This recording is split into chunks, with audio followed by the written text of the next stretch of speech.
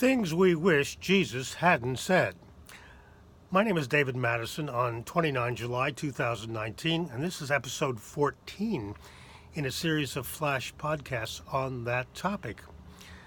Mark Twain said that the best cure for Christianity is reading the Bible, so let's take a close look and see why Mark Twain was absolutely correct.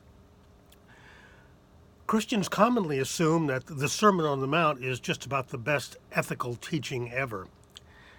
Yet if I extracted the rules and advice found in these three chapters of Matthew 5 through 7, and offered them as a checklist of behaviors without attributing them to Jesus, most Christians would say, to a lot of them, no, that can't be right, or no, I don't believe that at all. So I dare you, read these three chapters and mark what you think can be chucked out. Here's the text for our attention in episode 14 in the Sermon on the Mount, Matthew 5, verses 27 through 30. You have heard that it was said, "You shall not commit adultery."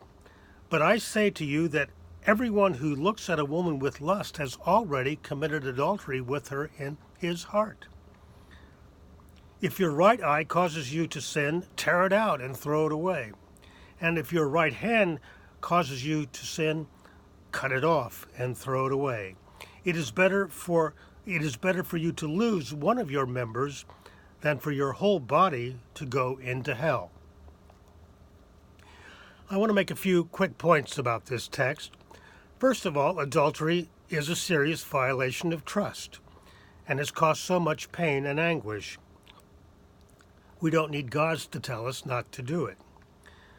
But anyone who suggests that sexual arousal, that old religious obsession, lust, can be equated with adultery is just dead wrong. Yes, I'm looking at you, Jesus. Second, evolution has wired us to be sexually stimulated easily. It's our nature, not our sinful nature. Sexual fantasies just pop into our heads. And guess what? It's fun. We enjoy it.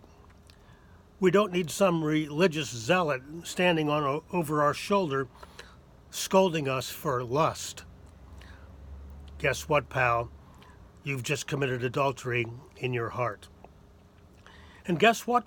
The folks in the Bible Belt ignore Jesus on this one. The most internet searches for porn are in the southern states.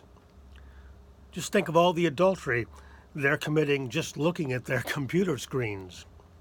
Third point, this text is a tip-off about how bad God belief is. Theologians, priests, and pastors are in charge of guilt and want us to believe that God monitors the thoughts of 7 billion human beings. God is the ultimate spy. What's the evidence for that? 3 times in the Sermon on the Mount, Jesus says, "Your Father who sees in secret." The Apostle Paul wrote in the 2nd chapter of Romans that God will judge the secrets of men. He's inside our heads, on the hunt for our lustful thoughts. What's the evidence for that? Fourth, this self-mutilation metaphor in this text is gross. Pluck out your eye, cut off your hand. A great moral teacher could think of something better. Cult fanatics talk like this before trying to get you to drink the Kool-Aid. Fifth and finally, does this get Jesus off the hook? That is, verse 28, everyone who looks at a woman with lust has already committed adultery with her, is found only in Matthew. It's not in Mark, Luke, or John. They don't have it. It's a good guess that Matthew invented it, aimed at the particular Jesus cult that he wrote for. But there are Christians who insist that the Gospels tell the true story of Jesus, that they do not lie. If that's the case, then we have to add Matthew 5, verses 27 through 30 to that long list of things we wish Jesus hadn't said.